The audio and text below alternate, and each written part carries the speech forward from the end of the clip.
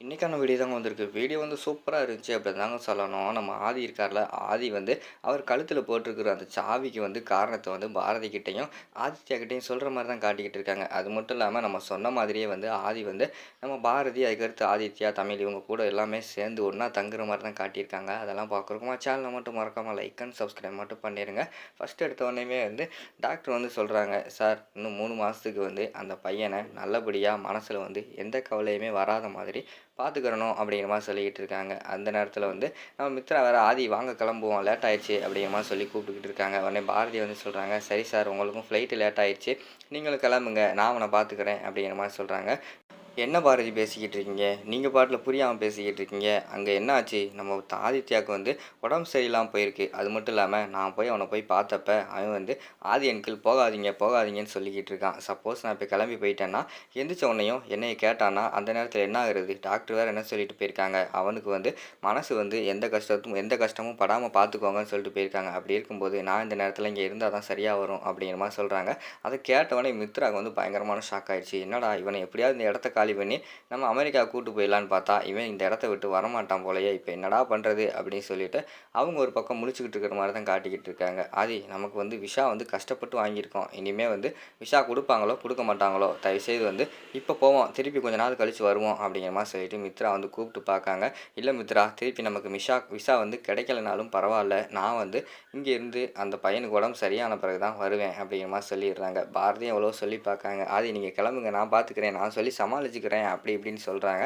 இல்லை பாரதி, இந்த விஷயத்தில் வந்து நான் யார் பேச்சையும் கேட்க போகிறது கிடையாது அப்படின்னு சொல்லிட்டு அந்த இடத்துல அவங்க சொல்லிடுறாங்க. சரி இதுக்கு மேலே ஒன்றும் கேட்க மாட்டான் அப்படின்னு சொல்லிட்டு மித்ராவும் அந்த இடத்த காலி பண்ணுறாங்க. அந்த நேரத்தில் அவங்க அண்ணன் வந்து கால் பண்ணுறாங்க. ஏய் மித்ரா, என்னாச்சு, ஏர்போர்ட் போயாச்சா அப்படிங்கிற மாதிரி கேட்காங்க. அண்ணே நீ வேற ஏன்னா இப்படி பேசிக்கிட்டு இருக்க, எனக்கு வர்ற கொலை வெறிக்கி நான் என்ன பண்ண போகிறேன்னு சொல்லிட்டு எனக்கே தெரியலை அப்படிங்கிற மாதிரி சொல்லிட்டு இருக்காங்க.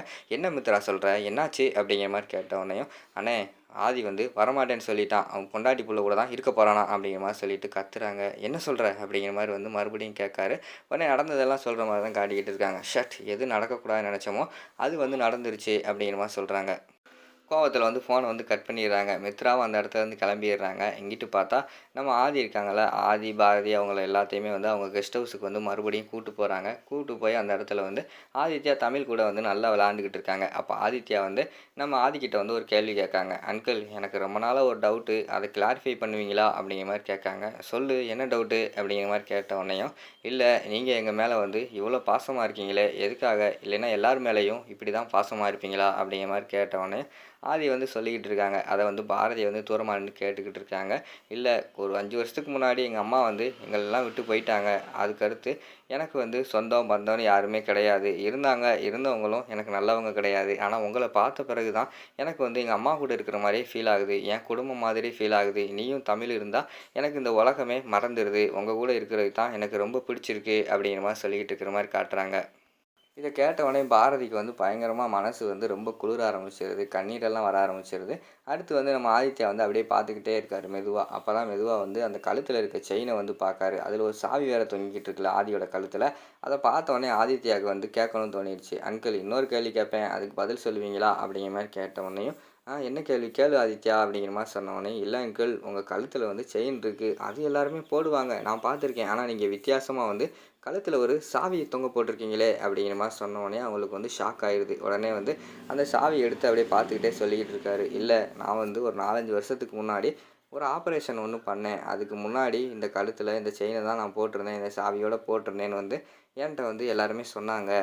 என் ஃப்ரெண்டு எல்லாருமே சொல்லிக்கிட்டு இருந்தாங்க, இந்த சாவி எதுக்கு தூக்கி தூர போடுன்னு சொல்லிட்டு. ஆனால் என்றைக்காவது ஒரு நாள் உதவுமே அப்படின்னு சொல்லிட்டு நான் வந்து இந்த சாவியை தொங்க போட்டிருக்கேன் அப்படிங்கிற மாதிரி சொல்லிக்கிட்டு இருக்காங்க. அப்போ வந்து பாரதிக்கு வந்து கொஞ்சம் புரிய ஆரம்பிச்சிருது. இந்த சாவியில் தான் விஷயம் இருக்குது. இந்த சாவி வந்து இவர் ஆப்ரேஷன் பண்ணுறதுக்கு முன்னாடியே கழுத்தில் போட்டிருந்தாருன்னா இந்த சாவியை வச்சு தான் நம்மளுக்கு இவருக்கு உண்மையை புரிய வைக்கணும் போல் அப்படிங்கிற மாதிரி சொல்லிட்டு அவங்க ஒரு பக்கம் யோசிக்கிற மாதிரி தான் காட்டிக்கிட்டு இருக்காங்க. அதோட பார்த்துக்கிட்டிங்கன்னா அந்த வீடியோ வந்து முடிச்சிடுறாங்க.